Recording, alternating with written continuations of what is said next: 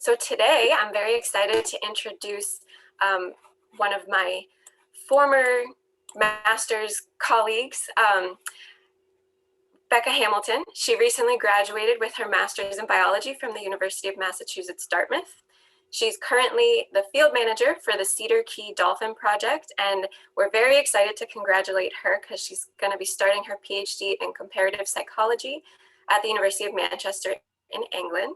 And today she's going to talk to us about driver barrier foraging, which is a unique cooperative foraging tactic used by dolphins in Cedar Key, Florida. So with that, I will pass along the screen share to Becca.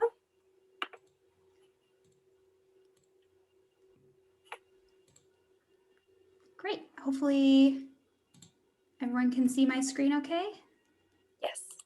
Yes, perfect. Great. Thank you for the introduction, Nicole. So hi, everyone. Yes, my name is Becca Hamilton, and today I'm going to be talking to you about cognition in the wild, vocalizations of bottlenose dolphins during a role-specialized foraging tactic. This was the topic of my master's degree at the University of Massachusetts, Dartmouth, where I earned my master's in biology. And all of this work was done with the Cedar Key Dolphin Project. So I want to start, first of all, by giving you some background on Cedar Key Dolphin Project. So this was all started by Dr. Stephanie Gazda in 2001. She first went down to Cedar Key, which is on the west coast of Florida, north of Sarasota and Tampa Bay. And she went there because she had been sent this video of a really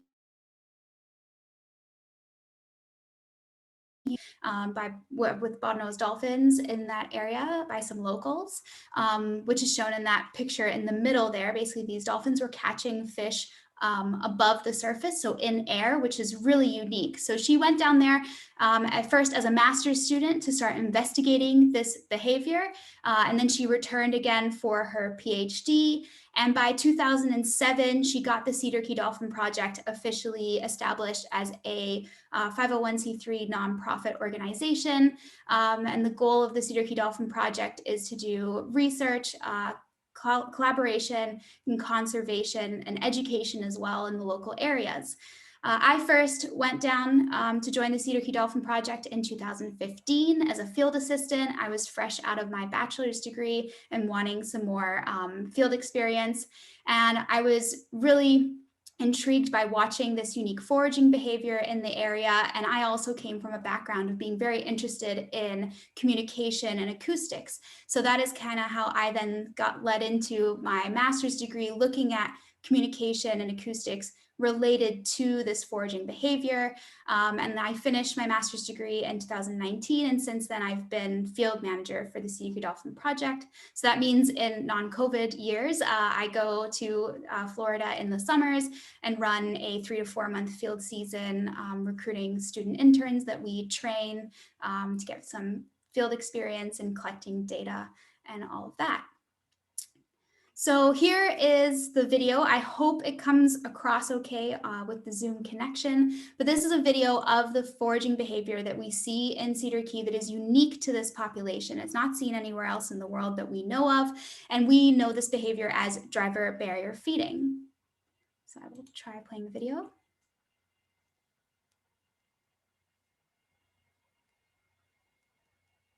So you see a dolphin there herding fish in a circle.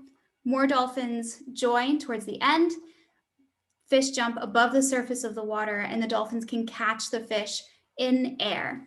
And I'll explain a little bit more about the actual mechanics of the behavior and the different roles that different dolphins are playing. But that is basically the behavior that was witnessed there and what drew Stephanie Gazda first to Cedar Key and sort of established the whole project. So the reason driver barrier foraging is such an amazing behavior and so unique and why we wanted to study it so much is because it's an example of what we call role specialization. So what is role specialization? To define that term, we first have to define division of labor. So division of labor is when different individuals do different subtasks as part of a larger group task. When the same individuals do the same subtask throughout multiple iterations of that group task, this is what we refer to as role specialization. So obviously in humans, we do this all the time. Most of our economies are built around different humans doing different jobs as part of a bigger picture. So we are very good at role specialization in our species. In other species, role specialization is mostly seen in eusocial species, so animals that live in a very group-centric society. So you think of honeybees or ants, they split up different jobs with different individuals that they specialize in, and they stick to those jobs throughout their lifetime. So in non-eusocial mammals, it's actually very rare to find role specializations outside of humans. So there are two examples only in non-eusocial land mammals. So in lions, lionesses will take on different roles as either center or wing while they are hunting. So that's an example of role specialization. And in a species of mound building mice, different mice specialize in gathering different material types for them to build a mound together. So when Dr. Stephanie Gazda went to Cedar Key for her master's and then PhD work, she discovered that this driver barrier foraging that we see is role specialized. Different dolphins are doing different roles in the behavior. And this is the first known example of a role specialization in a marine mammal. So it's a very unique and very special finding. I do want to note that there is very possibly role specialization in humpback whales during bubble net feeding, but there hasn't been sufficient published evidence to sort of solidify that claim. So as of right now, the only confirmed example is in these bottlenose dolphins that do driver barrier foraging, even though it's very likely that we have this example of role specialization in humpback whales too. And it's not unusual, it's not really surprising that of all the animals out there, we would find role specialization in bottlenose dolphins. They are very well known for what's called behavioral plasticity, meaning that they can adapt and change their behavior and come up with new, unique tactics in different environments. So here are just a few examples of the foraging specializations we see in bottlenose dolphins. In the top left, we have an example of what we call carplunking, where the dolphin uses its tail stalk to slap the surface of the water. This is thought to disturb or scare fish out from hiding spots, so the dolphin can pick them off quite easily. In the top right is an example of fisheries association, meaning that some individuals and some populations have learned that they can get an easy meal if they follow around trawling boats and catch the bycatch as it's thrown overboard. In the bottom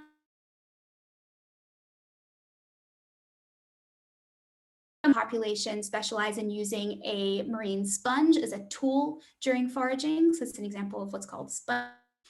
And in the bottom right is a picture showing dolphins using collaborative strand feeding.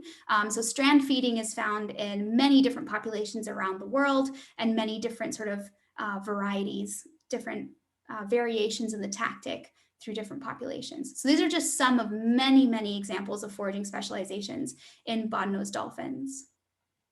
So what is driver barrier for feeding? What makes it unique? And what are the roles that are involved? So basically, as you saw in that video, the behavior is started by a single individual, and we call this individual the driver dolphin. And there's only going to be one driver dolphin at a time. So the driver dolphin starts herding fish. In this case, they are particularly targeting mullet, and they're going to herd that mullet around in a circle, so keeping them from escaping at each turn. As they get towards the end of their circle, there's going to be one or more what we call barrier dolphins. Barrier dolphins will will block the last route of escape for the mullet. And then the driver dolphin is going to do a 180 flip to bring their head above water. The barrier animals also bring their heads above water. And when mullet are completely trapped, they choose to jump up above the surface of the water so the dolphins can put their heads above the surface and catch the fish as they are jumping.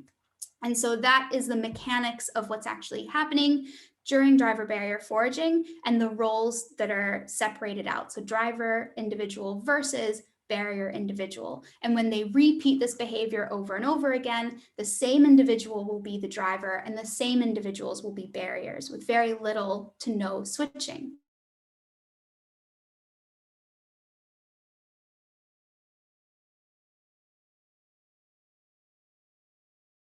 We know that it's only a very small portion of the population that can do this behavior. We currently know of only 13 individuals in a population of at least 800 individuals. So it's very specialized, very small portion of the population. And we know that these drivers and barriers very rarely ever switch roles. We only ever see, sometimes we'll see barrier individuals sort of attempting driving if they are on their own. So there's no driver individual present. They seem to sometimes give it a go, but from our experience, they don't seem to be very successful at doing that. And so if there ever is a driver around, they then occupy the role of barrier. And we know that as more individuals participate in the feeding behavior, it actually increases the chances of success for each individual. So we call this cooperation as a byproduct mutualism, which means that every individual is acting sort of in their own selfish interest. They're participating in the behavior to get food, but by participating, they're actually increasing the chances of success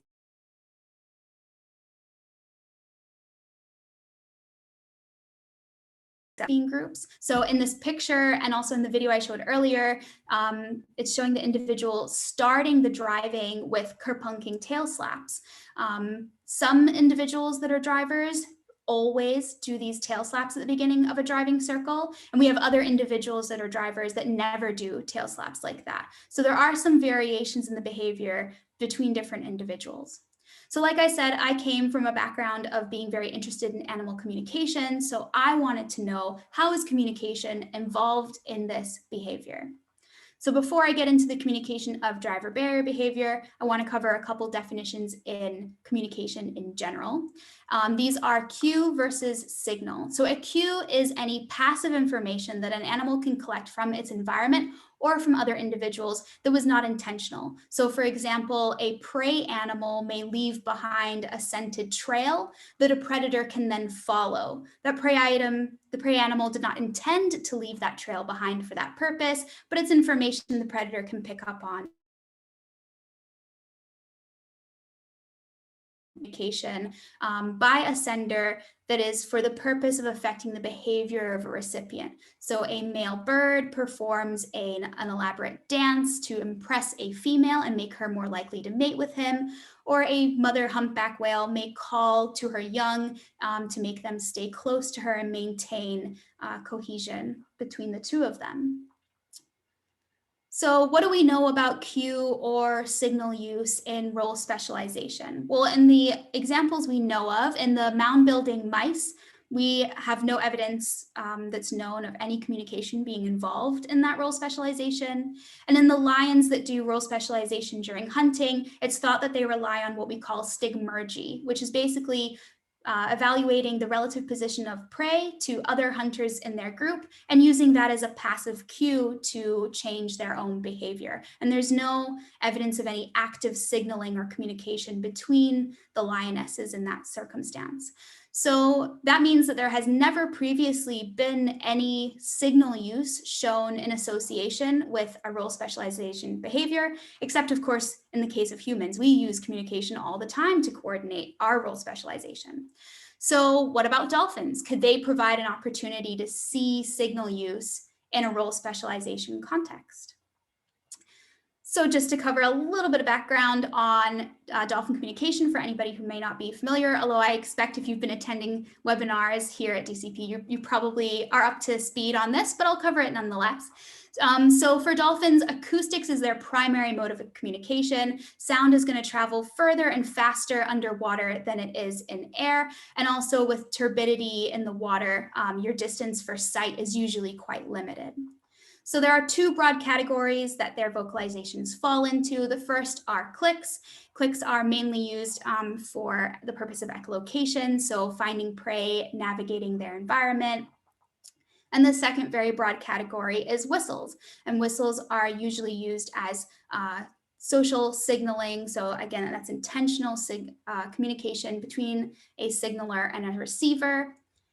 And here is an example of a spectrogram. I want to cover what this is because I have a few of these later on in the presentation. So what you're seeing here is time along the x-axis and frequency along the y-axis. And it's basically a heat map for signals. So anything that's a dark color, in this case, blue or purple, is a lack of sound. And anything that's a brighter color, orange or yellow, is sound occupying that frequency at that time. So in this spectrogram, you can see both clicks and whistles. So the clicks are the vertical bars. They are very narrow in time, but cover a large bandwidth of frequency.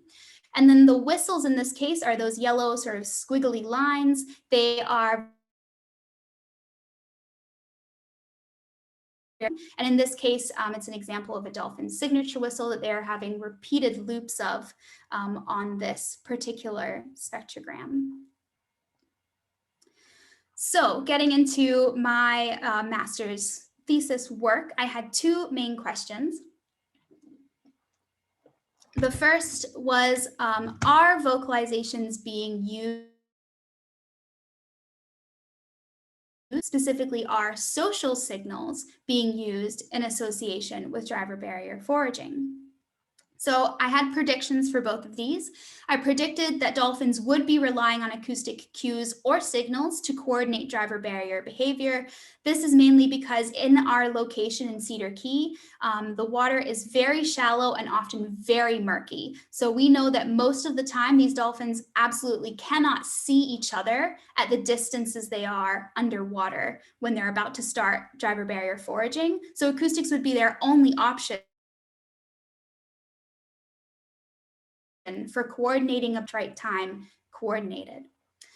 And for the social signals question, I predicted that there would be an increased use of whistles associated with this behavior because whistles are known to promote group cohesion and group coordination, and this behavior requires both of those things. So it would make sense that they would be using whistles to keep in touch and coordinate leading up to these to the behavior.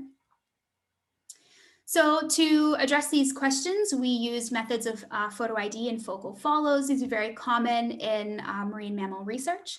So what we would do is we would go out on survey and come across groups of dolphins. So for example, if we came across this group of three very well-known animals in our area, lightning, Frank, and scallop, we happen to know that Frank is a known driver individual.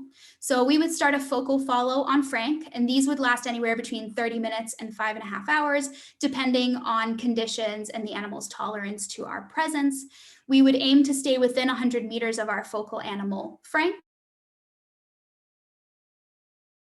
and we would record those events with video and continuous still images. And we would also be recording underwater sound along with voice notes. So here's a picture of me DJing on the boat. So basically I am explaining at all times, it's continuous train of thought kind of thing. It can be very annoying to be on the boat with me when I'm doing voice notes.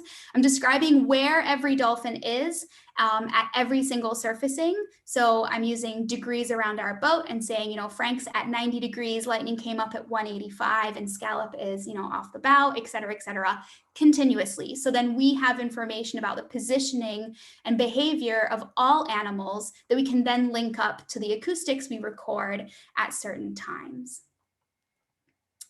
So when we're taking the pictures and videos of the events that we observed, we are going to be able to determine certain things from that. We can determine the number of participants very easily. You count the number of heads that come above water. We can usually identify the driver by getting a picture of their dorsal fin as they're doing the driving for the event. And we can also log the success of events. So we would determine that an event would be classed as incomplete in cases where the driver would start the herding circle, but then they would cease to do the driving before they sort of got to the end of the circle. They would sort of give up on the effort, no animals would raise their heads, and no fish would jump. And we would call this an incomplete or an abandoned event. A complete event would be any in which the driving circle is complete and animals do raise their heads above water. And complete events would then be considered either successful or unsuccessful.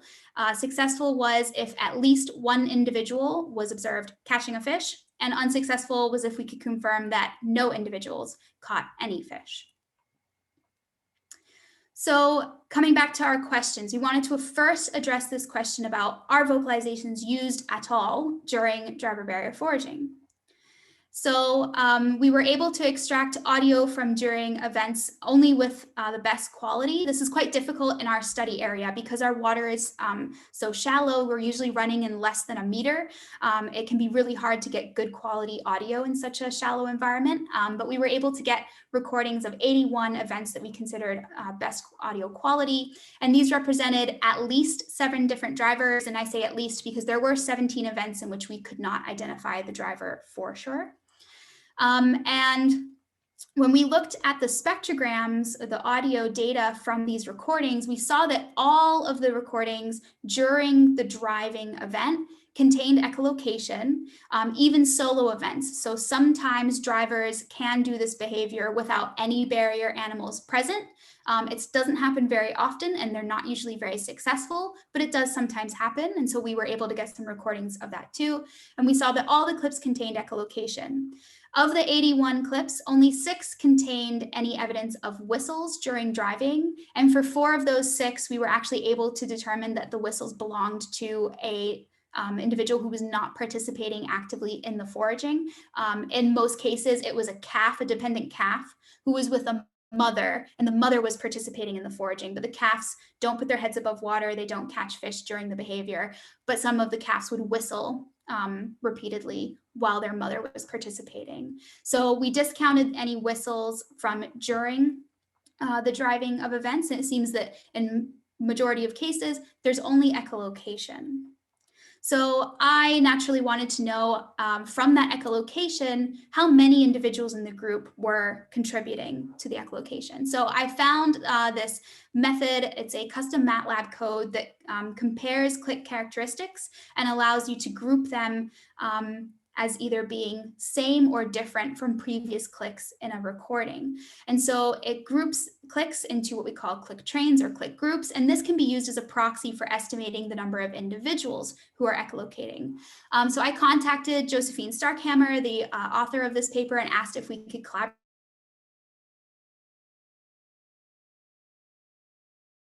Idea, but as soon as we started testing it on my data, we realized very quickly that it wasn't working very well because the original code that she created was in a very controlled setting with very low background noise, deep water, sandy bottom, very naturally quiet environment, and very opposite from the environment that we were recording in with high background noise and shallow conditions.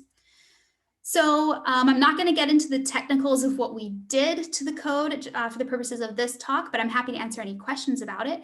But basically, we revamped this code that Josephine Starkhammer had made, and we basically made it a lot more robust for dealing with high background noise conditions and low audio quality so that it could reliably separate out click trains in data as challenging as the data I had.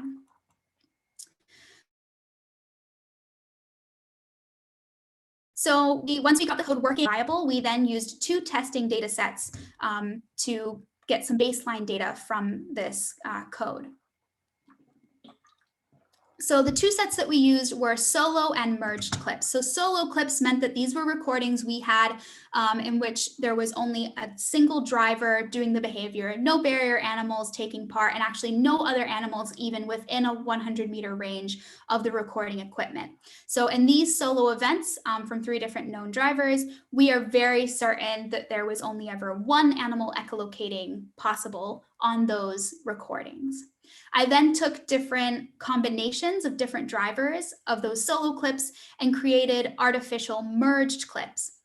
So these were now clips where we had interrupting or overlapping echolocation of known exactly 2 animals. So we could run our new echolocation click train estimation program on both of these data sets and see basically how well the code was performing, and then use it to compare the data we had recorded. So here's the distribution of what we saw. So for the solo animal recordings, we saw a mean number, average number of click trains of 1 up to a maximum of 3 detected. So it's doing a pretty good job there of figuring out that there is only 1 echolocating animal. And for the merged clips where we know there are 2 echolocating animals in the clip, we saw a mean estimation of 3 click trains with a range from 2 to 6. So the important thing here, the sign that the code was working, is that we never had an underestimation of the number of animals echolocating. So we never had an output from the code of 1 when we knew that there were 2 animals. So that told us that the code was working. So then we were comparing with this group type, what's called group type on this graph, which is basically all of those recordings, the 81 recordings of groups participating in driver barrier foraging. So if only 1 individual in the group is echolocating, we would expect to see a distribution of the estimated number of click trains similar to that of the solo animal clips. If there is 2 or more individuals echolocating during driver barrier foraging, we would expect to see a distribution equal to or higher than what we saw from our merged clips. So when we actually ran all of our group data clips through this click estimation program, the distribution almost perfectly lined up with the solo clip estimations. So what this tells us is that basically, even if there are, we had group sizes up to 12 individuals participating in driver barrier foraging. Even if there are up to 12 individuals, it seems that there is still only 1 animal responsible for the echolocation during driver barrier foraging, and that no more animals than 1 are ever echolocating. So naturally, the next question was, okay, if only 1 animal is ever echolocating during driver barrier foraging, who is that individual? We know that during solo events, we see echolocation. So in those cases, we know it can only be the driver that is doing the echolocation. But when there are multiple individuals participating, is it still always the driver who echolocates, or do other individuals take turns at doing that? So to determine this, I used slow motion video audio comparison. So basically, I'm looking at our video to find the exact moment that the driver's head comes above water. And then I'm looking for the corresponding moment on the audio where the echolocation fades, which would suggest that the echolocating animal has put their head above water. I found a mean time difference of 0.16 seconds. And I then compared when the driver individual, after catching a fish or not catching a fish, depending on their success, when they put their head back underwater, when echolocation restarts, because we did notice that once heads started going below water, we did start seeing echolocation again on our recordings. So I then compared the time of the driver putting their head below water and the echolocation starting, and I found that there was a much higher mean time difference, so 2.22 seconds. So what this tells us is that when the driving circle is happening, that echolocation that we're recording is always coming from the driver individual. But once individuals have attempted to catch fish and are putting their head back below water, it seems like any of the individuals may be echolocating at that time, not just the driver. So to conclude on this question 1 about the use of vocals during driver barrier behavior, from our method of visually scanning the spectrograms, we saw that echolocation was used during driving, and whistles don't seem to be associated with the behavior during the actual driving portion. The click train separation program told us that even if group sizes were up to 12 individuals, only 1 individual is responsible for the echolocation that we see on our data.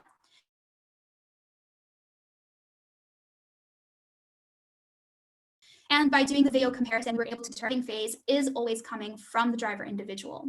So this means that the barrier individuals are not using any acoustics at all during the driving circle, and it's likely that they're relying passively on the echolocation of the driver in order to coordinate their behavior in time and space to make this foraging effort successful. So moving on to question 2, I wanted to know if we could maybe have an example of social signal use associated with a role specialization behavior for the first time outside of humans. And so I predicted that we would see an increased use of social signals or whistles in driver barrier individuals leading up to the behavior.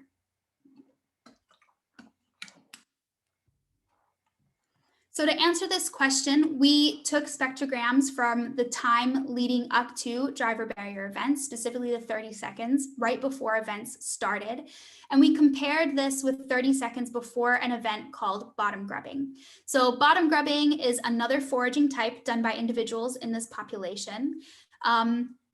Individuals will often perform this foraging technique while in a group together, but it is not a cooperative group behavior. So individuals are acting completely on their own, doing the behavior, but they may be next to and surrounded by other individuals who are also foraging with the same method. So we took recordings from when this bottom grubbing behavior was also happening in groups and compared the whistle use in the 30 seconds beforehand to that with the driver barrier groups. And so here are the results from that. So on the left, we can see bottom grubbing. On the right, we have driver barrier, and we're looking here at presence versus absence of whistles. So a absence of whistles would be 0, presence of whistles would be 1.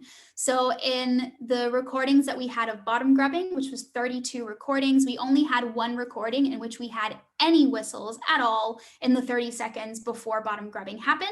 Whereas in driver barrier events, we had 71.4% of all of our recordings, 81 recordings, had whistles leading up to the event. So you can see here that there is clearly an association between whistle use and driver barrier foraging that doesn't exist with bottom grubbing foraging.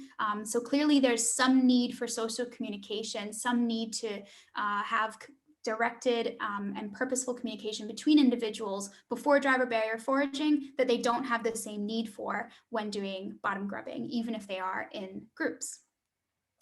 So we don't yet know what the purpose of these whistles might be. That needs a little bit more investigation, but the possibilities are really exciting.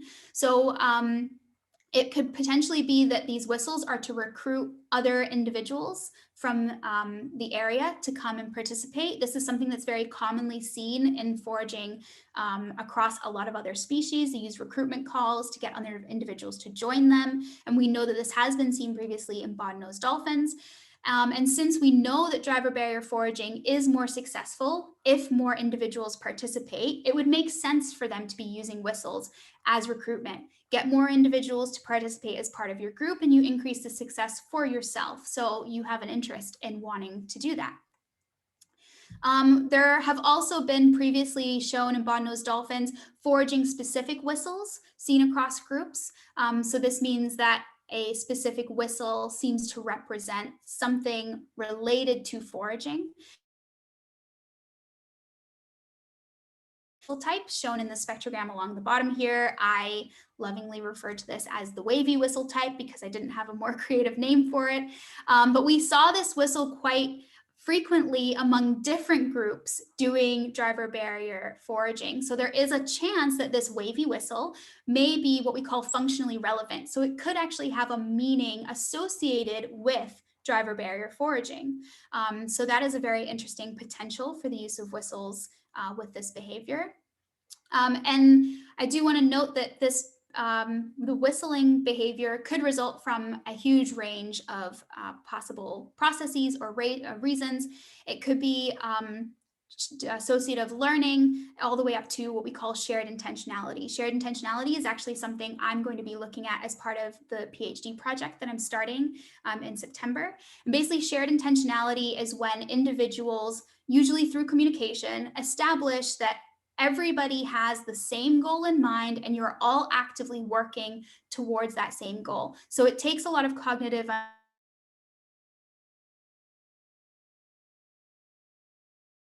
as the goal to be. So this concept of shared intentionality has not been shown outside of humans before because it takes this very clear evidence of communication to facilitate a shared goal. But I'm very interested in the possibility that these whistles could be doing that in these dolphins. If the whistle has an actual meaning of we are going to do driver barrier foraging within the next 30 seconds, and it establishes that goal in mind for all individuals so they can coordinate easier. I think that would be a really interesting and exciting finding, but we're a very long way off from necessarily showing definitively that that is happening. Just a cool possibility. So to conclude the findings from my master's project here, we showed that echolocation is being used during driver barrier foraging by the driver individual. So the barrier individuals are likely using that as a cue in order to coordinate their behavior in time and space. And we did show that, yes, there is an increased association of social signal use produced in the lead up to these events and possibilities for what those whistles could mean or could be functioning as for these groups. That does take a little more research moving forward. So future directions, we have currently a master's student, Yolinda Vlayan. She actually just finished her master's a few weeks ago. So congratulations to her. But she was doing a project looking at signature whistles in our data. So I'm sure a few of you are familiar with the idea that bottlenose dolphins have individually distinct signature whistles. They function just like a name in humans. And so Yolinda was going through our recordings and matching up signature whistles with presence, absence of different individuals to figure out whose whistle or which whistle belongs to which individual. So that will help us determine if maybe signature whistles are being used in association with driver barrier foraging. A plan that we did have for our 2020 field season that got canceled due to COVID and is now our hopeful plan for this coming field season is to get out with a drone and record in better details the mechanisms of this behavior. There's only so much we can see from the boat, but with a drone overhead above these animals, we're going to be able to see things as subtle as a head turn,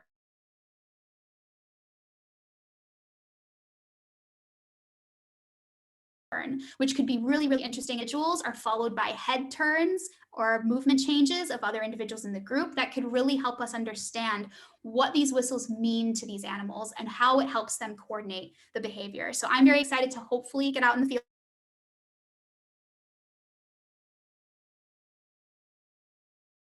this summer, drone footage.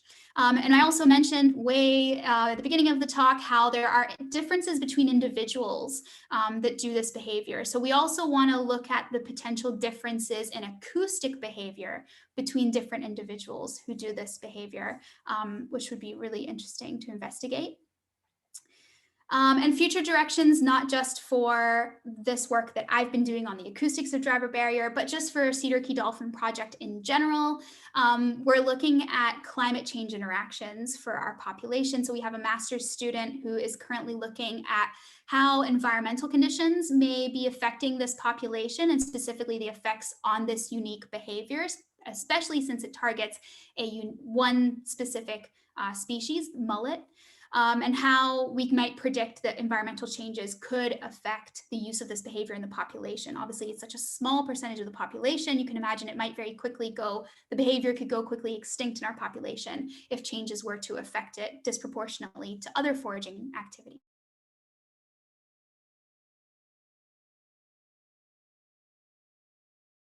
For another student. So if we were to play back, for example, that wavy whistle that I mentioned, what do the animals do? Do they expect driver barrier foraging to be occurring when they then hear that whistle? How do they respond?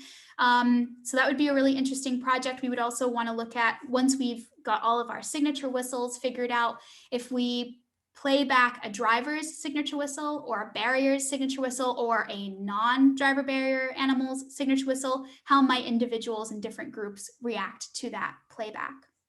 And also, we are wanting to do some genetics and social network analysis because as of right now, we don't actually know how individuals in our population learn driver barrier foraging. We're not sure if it's passed on mother to calf. We're not sure if it's learned what we call horizontally between peers of a similar age. So we would want to see if we could do some genetics and social network analysis to figure out, are driver barrier individuals related? Are they the same age? How is the behavior possibly spreading in the population? So I want to quickly thank everybody who was involved in this work and with my master's thesis. My advisor was Dr. Richard Connor at University of Massachusetts, Dartmouth. I want to especially give a shout out to Dr. Josephine Starkhammer, who helped me with modifying that MATLAB code. And we have actually just recently submitted a methods paper publication about our process of creating that code and editing it for being useful on low quality or high background noise data. The work could not have been done without our very dedicated field assistants, our volunteers who help us collect data in the field throughout the very hot and humid Florida summers. And of course, I need to thank National Geographic, University of Massachusetts Dartmouth, and the Society for Marine Mammalogy for grants that funded this work. And with that, I would like to say thank you so much for the opportunity to share my work here today. If you want to follow me, I have my website, my email and Twitter there if anyone wants to get in touch. And I'm happy to take questions. Thank you very much, Becca. That was awesome, very interesting. Before we get to questions, I'm going to just do a little bit of a DCP wrap up. Forgive me for taking that away. All right, so as many of you know, but for those of you who don't, our DCP webinars are archived on our website under the Education tab. We also have a YouTube channel, very cleverly titled Dolphin Communication Project, so you can easily find us there as well. And we have these deep dive webinars that are for ages 14 plus, so obviously anyone is welcome. It's a little bit more in depth, and we generally do these the second and fourth Thursdays of the month at 1 p.m.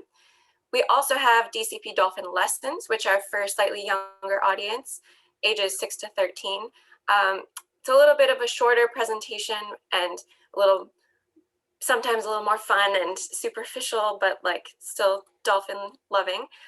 Those are generally the first and third Tuesdays at 1 p.m. as well. And in case you don't get enough dolphin content through our deep dives and dolphin lessons, we also have a dolphin podcast called the Dolphin Pod, which is hosted by Dr. Justin Gregg and Laura Teasdale. And they interview scientists and experts about dolphins. It's fun, educational. You can find it anywhere you find your podcasts. And then finally, I want to thank everybody for joining us today. We are a nonprofit, so we just remind you that there are many ways that you can support us through our Adopt a Wild Dolphin program, our memberships and donations. You can buy merchandise from us. And now that restrictions are starting to lift, we have some eco tours or field courses that you can join us on. In October, you can join Dr. Jasinski in Roatan. And in July, we still have space for our DCP Bimini Eco Tour. So if you're interested and you feel safe enough to travel, please reach out to us via social media or our email, and we'd be happy to give you more information about that.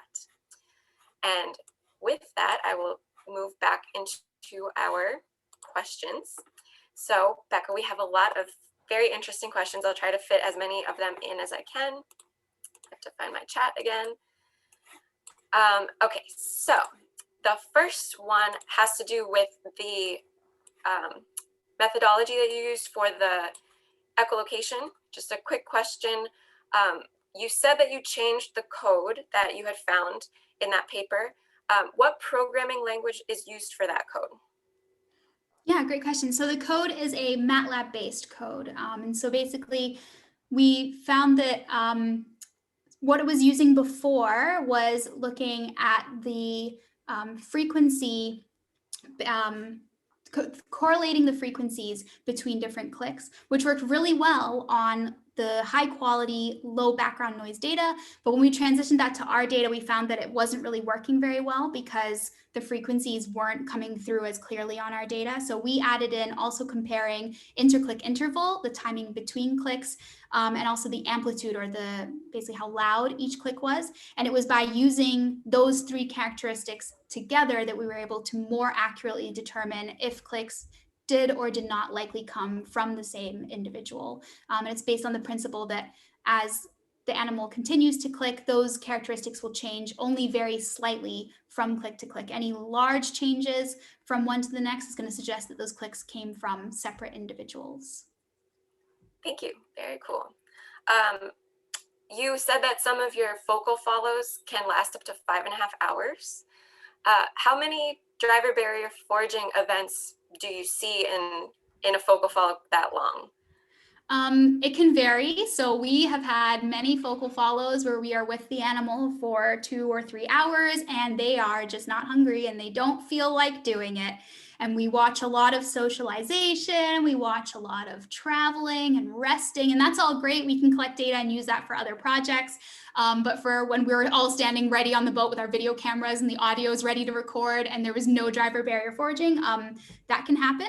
But there were days where we would have focal follows in which we were seeing a driver barrier event like every 30 to 60 seconds for hours. I think the most we had in one day was something like 62 events in a single day of data. And by that point, like the video camera's battery has died and our audio collection batteries have died. And at that point, we're collecting the data for other purposes, for looking at, driver success, and we're getting photos of it and stuff. But there were certain days where our focal follows were so long and we saw driver barrier so much that we were like running out of batteries for everything on the boat.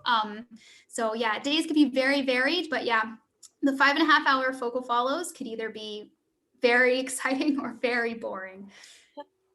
Very cool, thank you. And on that note, it leads into the next question.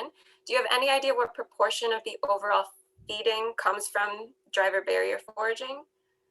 Ooh, that's a really good question. So for our population in general, it's less than, I want to say, less than 12%, 10%. I can't remember the exact number, but we estimate that it's either 10 or 12% of our population that we actually see specifically in what we call Waxahachie Bay, the main area where we see this behavior. So yeah, 10 or 12% of the animals actually do driver barrier foraging. Of the animals that do driver barrier foraging, we do not see them forage in any other way 99% of the time. So it seems that if you are good at driver barrier foraging, it is much more productive than any other foraging type. So you're better sticking with it as long as you have buddies with you to do it together. Because like I said, the individuals that do driving on their own, they are usually only doing it on their own because they are not physically within range of any other animals, and they are not very successful. And another interesting thing I didn't get time to mention in the talk is that our highest rate of whistling in the 30 seconds before a driver barrier was actually when individuals were on their own, which would suggest that they are more enthusiastic about trying to recruit other individuals to participate because they are completely on their own and very unlikely to be all that successful. Wow, very cool. Kind of related to that, do you have any idea how long this technique has been used by the dolphins here? Ooh, so that original video that was sent in by a fisherman south of Cedar Key, I believe that video was from 1999. So at least that long, but I can't say about its presence before then. Do you see the same dolphins that were in that video still currently in Cedar Key? So in that video was a very famous to us dolphin called Dolphin, and Dolphin was last seen in 2010. So it is believed that he is probably deceased by now, but we got lots of really great data off of Dolphin for quite a few years. And we have a question from Dr. Brook. The wave whistle you identified is not featured in King and Yannick 2015, but Stephanie and Vincent were not working with those animals. Is it possible that each population may be innovating their own signals serving similar functions for food calls? And in captive populations, he gets wave whistles, but they are not associated with food, but other types of whistles are. Yeah, so the whistle that King and Yannick saw in their population, which was off the coast of Scotland, doesn't seem to be anything similar particularly to the whistle, the wavy whistle I see that I'm not going to say is, but may be associated with driver barrier foraging because we still need to do a little more investigation there. But yeah, I think it's very possible that if there is a need or it's advantageous to have a signal related to some sort of foraging event, then just like bottlenose dolphins are inventing new foraging techniques all over the world, I can definitely see them inventing their own unique whistle to fit that purpose in any different population. What were your sample rates for the audio data collection, and how many hydrophones did you use? So we used a hydrophone array, so 4 hydrophones, one off each corner of the boat. The reason we do that is to hopefully localize, meaning that we could use the difference in arrival time of a whistle to the different hydrophones to therefore triangulate the position at which the sound came from. And we could compare that with my voice notes where I'm describing the location of every dolphin in every second to see who potentially was responsible for a certain whistle.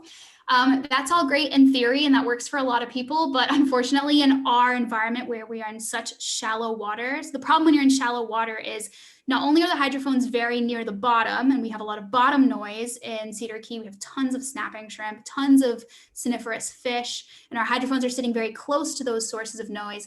The hydrophones at the same time are sitting very close to the surface. So we're also getting the splashing noise of water on the bow of the boat, general wave noise as well. So our data in general just has like a lot of background noise compared to a lot of other places. So there are very few instances, unfortunately, in which we have high enough quality whistle arriving at all 4 hydrophones for us to do the localization technique. So as of right now, we don't have a big enough sample size to reliably do localization or make localization part of the project with the data we have so far. We're hoping that in this upcoming field season, be it this summer or if COVID dictates maybe next summer, we're hoping to just increase our sample size with the 4 hydrophones recording quite generally so that we can have hopefully more instances in which our data is of good enough quality where we can do some localization and determine which individual is responsible for a whistle at any given time. I think there was another part of that question, but I have forgotten it if there was. The sample rates for the audio data? Sampling rate. So we used a sampling rate of 96 kilohertz. So our data basically has a bandwidth of 0 to 45 kilohertz. And we did that because we were mainly, when we first started the data collection, we were mainly looking for whistles. And so whistles normally occur up to about 45 kilohertz for their base frequency. And so that's why we had that range. But then when it did come to analyzing echolocation, that was quite limiting for us because usually people that are recording specifically with echolocation in mind record a much larger bandwidth because echolocation is broadband. So that was another limitation when it came to doing the echolocation analysis. And another thing that we had to sort of work with for that code is we had to make sure the code could work on very limited bandwidth recordings. So I think that's really useful because I had the same sort of goal where they were looking at whistles initially, but then want to analyze echolocation from that possible with the new version of the code that we created. Awesome. All right, Dr. Dzinski has a comment, and after that I have one last question unless others pop in the meantime. Shifting from whistles to the echolocation, I thought, and it's a potential future direction. If you look to some of the research that Justin Gregg from DCP did for his PhD, he looked at echoic eavesdropping. And what you showed in the video with the driver pushing the fish towards the barrier dolphins, and when their heads were out of the water, it almost looked like their ears might still be in the water the way they were positioned. And so that was what Zitko et al. Did for their study to look at how dolphins are capable of maybe eavesdropping on another dolphin's echolocation. So you almost have a natural experiment to look at echoic eavesdropping, especially if you only have one individual echolocating and the others using that information. It's just harder to document specifically unless maybe you have, D tags right on the melon to get, the echolocation coming out. Yeah. But so we've thought about that, and we've submitted the main results from my thesis for publication. That's one of the things we talk about in the discussion, that this seems to be really strong evidence for showing in a foraging setting in the wild, which is rare, that we have eavesdropping. But what we can't tell is that the barrier animals could either be listening to the echolocation directly from the driver to tell the driver's position, or they could be listening for the echolocation bouncing off the fish to tell the fish's position. And I don't, like you say, D tags on their heads would be like, I wish we could do that. It would be amazing. But I'm not sure how easily we might, or if it's possible that we might be able to tell the difference between one and the other, but it seems that either way, I mean, they visually, they can't see the driver because of the murky water that we have in Cedar Key. So the only way they can coordinate is by listening in on this echolocation. So whether it's direct from the driver that they're using the information or bouncing off the fish, it definitely seems to be an example of eavesdropping in the wild. Pretty cool. Thank you. Thanks, Kathleen. All right, if there are no more questions, I do have one that I think would be a good wrap-up question. So we obviously, as a nonprofit, we take on interns and volunteers. We have our criteria, but it's interesting to talk to another group that has volunteers come and help. And obviously you've had people who go off and do their masters and are also successful in their own careers. So for our listeners who might be considering a career in marine science or animal behavior, what are some of the qualities or experiences that you look for when you're selecting a field intern or volunteer? That is a great question. The main thing we look for, and I don't think a lot of people think about it, the main thing we look for is flexibility and being able to think on your feet. So the reality of being out in the field all day, especially in Florida, we can sometimes be out in the boat for 12 hours a day. It is roasting hot. On days that's good for data, meaning we can get the drone up, it means there's no wind, which means we are just like dying on the boat. It's really hard conditions. So we need people that are going to be flexible, easygoing. We're working as part of a team. Fieldwork is very intensive. We're out all day, every day, if the weather allows. And when we have the days the weather doesn't allow, we are in the lab stuck together all day long. So we need people who are going to be good as part of a team. And honestly, that's more important to us than somebody's educational background, because they can learn what they need to learn while we're in the field, but we need someone who's going to be a good team player and able to be flexible when things get tough, or, in science, we say, 99% of the time it goes wrong and you have to go to plans, B, C, D, etc. So we need someone who can go with the flow and be, part of the team and able to do that. And also thinking fast on your feet. A lot of the time, when we come across a group of dolphins, if they're already doing, in our case, driver barrier foraging, we have like a 10-second window. Get the video camera out, get the still camera out, get the hydrophones in the water, get the recording started. Everything happens at sort of lightning speed. One thing that we like to see actually on applications is if anybody has any experience being like a waiter, for example, we know that person can think fast on their feet, and we know they're going to be part of, a good team player. So I would suggest to anybody interested that you shouldn't feel intimidated that you need to have, experience with dolphins or experience on a boat or experience with marine mammals. If you're somebody who's good at being part of a team and you're flexible and you can think on your feet, then you would probably be a really good fit for working in the field. And all the technical stuff you need to know, and the biology of dolphins and everything, you can learn that as you go. But those qualities of people's personalities, we find that those are most important for a successful field season. Great. That's very good note to end on. Very good message I think everyone needs to hear. And thank you very much again for joining us. You did a great job, and we're very happy for you to continue on this journey with your PhD. It's going to be super interesting to see what you find out. Thanks. Thank you, Becca. Thank you. Thanks for having me. It was really fun to talk to everyone this evening. Awesome. And if you can't see the chat, people are commenting their appreciation and what a nice talk you gave. So last thank you, and then we'll end the meeting. Thanks everyone, whether you listened live or you're listening to a recording. Have a great day.